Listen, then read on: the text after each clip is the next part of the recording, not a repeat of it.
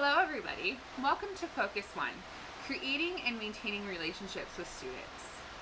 Before I begin talking about the specific focus, I want to give a little summary of what these videos are about. Every week, I'll give you an intro video for the focus video. This would be like if we were in the normal classroom, how I would start at the classroom. I will give personal experiences, different concepts I've learned, triumphs and failures, different things that I believe are really important on the focus that I've personally dealt with.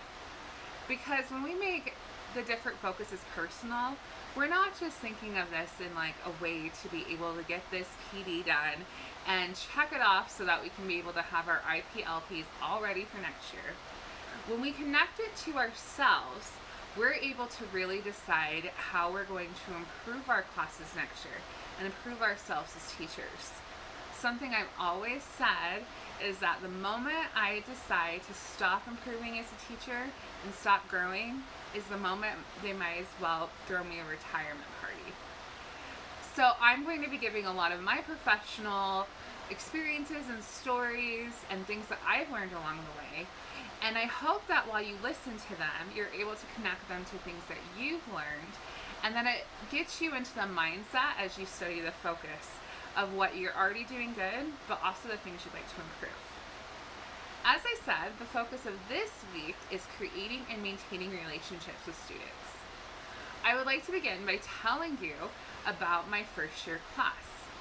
You see, my first year as a teacher was not a normal first year, which I feel like a lot of teachers say, so I don't really know what normal first year is. But you see, I did my student teaching in Kearns, Utah, which if you know the area, Kearns, Utah is part of an inner city suburb of Salt Lake City. It's a pretty rough neighborhood and has a pretty rough reputation. I was doing my student teaching there, and about 6 weeks in, I was offered a position at a sister school. I was super nervous, but I got even more nervous to accept the position when I started hearing rumors from my fellow teachers at my student teaching school about what kind of class it was that they wanted me to teach. So I talked to my college that I was doing student teaching from, and I talked to my mentor teachers, and we made a time for me to go and observe this class at the new school that wanted to hire me. As I sat with the principal, she gave me a little bit of an overview of this class. This class had definitely struggled. They were a first grade class, but already they had decided that they were, quote, the naughty kids, the bad kids. You see, in their kindergarten year, their teacher had quit in the beginning with the whole understanding that these kids were just too hard. And by quit, I mean she was there one day, left in the middle, and never came back. No warning, just completely left.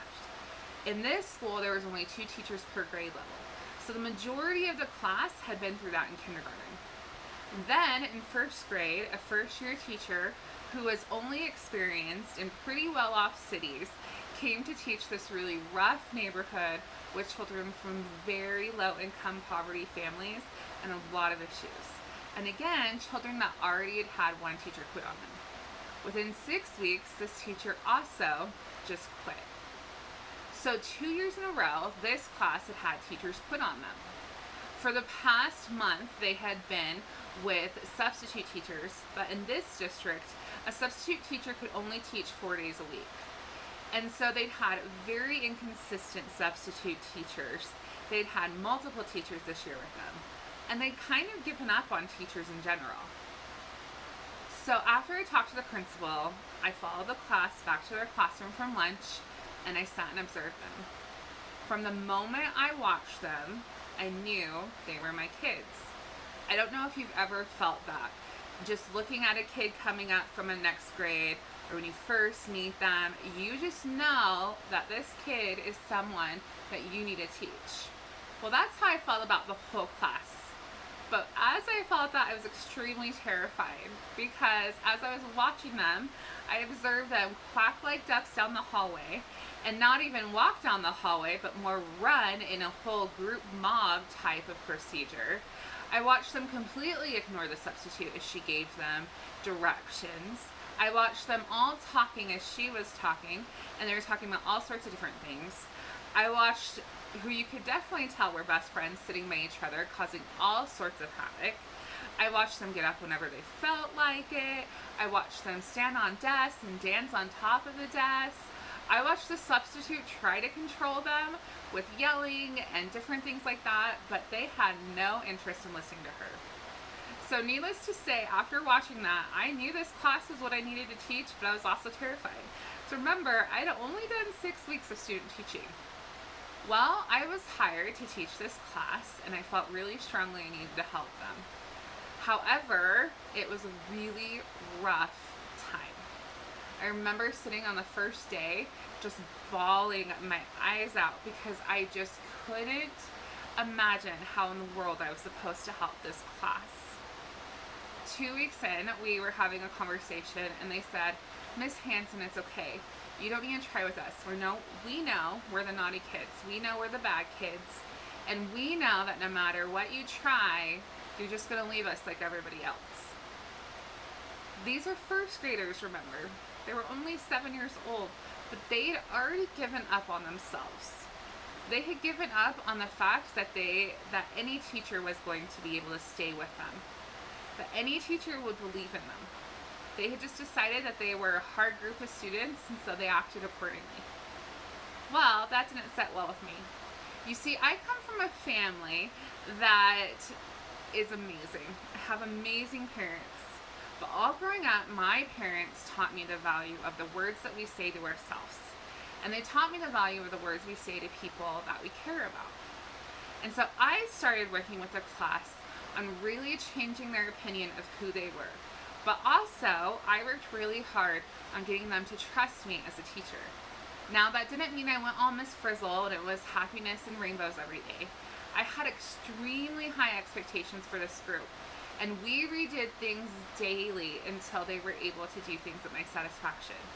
I can only tell you how many times we practiced walking down the hallway without saying anything. And how many times we had to go back because it couldn't be done.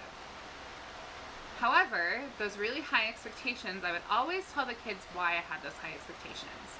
I would say, "I don't believe you when you say you're the bad kids or the naughty kids. That's not what I see. You're awesome kids. And I see this potential of you being amazing students. So we're going to work and do everything we can to get you to that level. We're going to work and do everything we can so you can be the students that I see you are."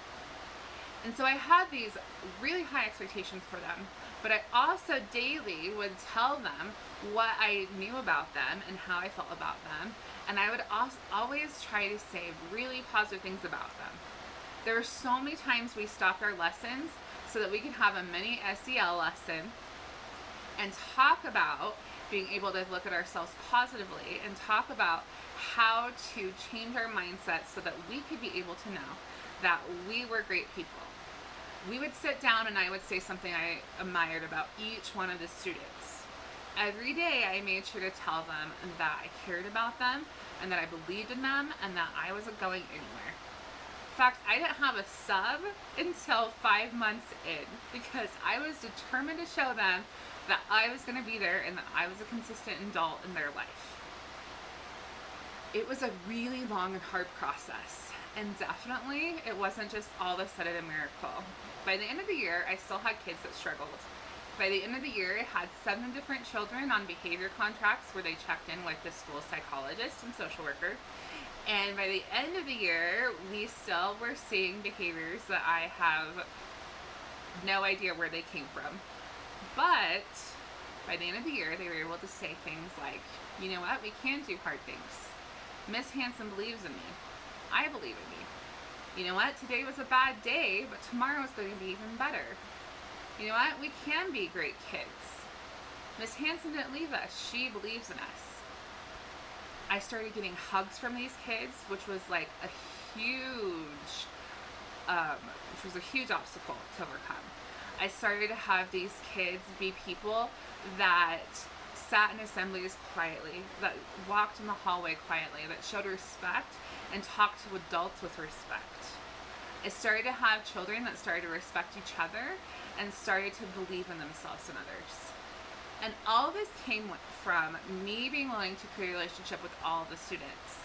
I learned about them and I told them when I believed in them. I made sure that those students knew that they were more important than any things that we had to do, and that they were great little people and I believed in them. In fact, the next year, one of the ways that their second grade teachers rewarded them was having them come and spend time with me. And they would try everything they could to earn that time with me because they knew that I would be excited to see them and that I was there for them. Like I said, at the end of the year, they weren't all of a sudden this perfect model class. But at the end of the year, they were completely changed. And I was completely changed because I had learned so many things that I didn't even think teaching was about. But the biggest thing that I learned was you can't teach a child until a child knows that you care about them and you're there for them. Until they know that you're willing to learn about them and believe in them and help them believe in themselves, you're not going to be able to teach any of the standards. Now, again, caring doesn't look like just letting them get away with anything and making them just feel warm and fuzzy all the time. Caring means having high expectations of them, but that they know those high expectations come from a place of love and care.